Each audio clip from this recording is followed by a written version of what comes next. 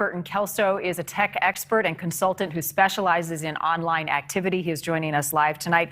Burton, appreciate your time. I want to start with this statement from TikTok, basically blaming the media, expressing deep concern that reports could inspire a real attack. Is there truth to that? There's truth to the fact that these TikTok challenges are unsubstantiated, but I don't think that TikTok can necessarily blame the media. I think the media has a responsibility to make sure that the public is safe. So it's unfair for TikTok to kind of blame the media and say it's their fault that this is occurring. Acting out of caution, certainly when it comes to our young people, as you heard that Secret Service agent say. So how do authorities using the technology, kind of the technology behind the technology, determine whether or not a threat is real?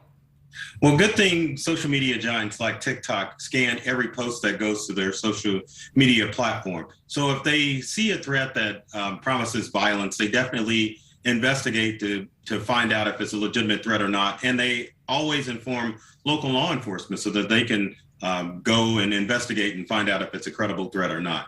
Also, the Department of Homeland Security keeps track of social media giants as well to make sure that any attack that's promised can be followed up and to make sure that the public stays safe.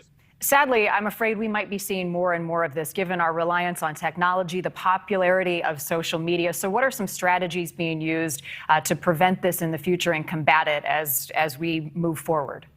As I stated before, social media platforms are definitely stepping up and making sure that there aren't threats being made on their platforms. Number one, to make sure that the public is safe, and number two, to kind of make sure that there's not misleading information shared on TikTok or Snapchat or any of the other platforms. Also, another thing that needs to happen is parents need to take matters into their own hands to make sure that their kids are not posting misinformation or even threats on social media. The challenge is there's no all-inclusive parental control software that's going to monitor kids' devices. So definitely parents need to sit down and have the talk and make sure that their kids aren't making online threats. Because as one of the videos before in the interview said, that law enforcement is definitely going to take this seriously and probably start making arrests as far as kids are concerned. Burton, that surprises me a little bit that as advanced as we are in terms of technology, we don't yet have a software that parents could use at home to help intersect some of this.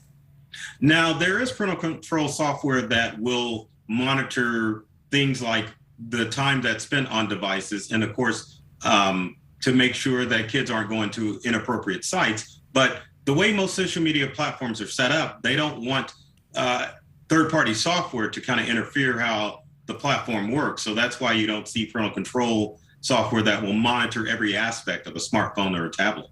Are police and schools, for that matter, able to track down people who do make threats? Is there the technology behind that they can sort of have digital evidence that leads them on the right track?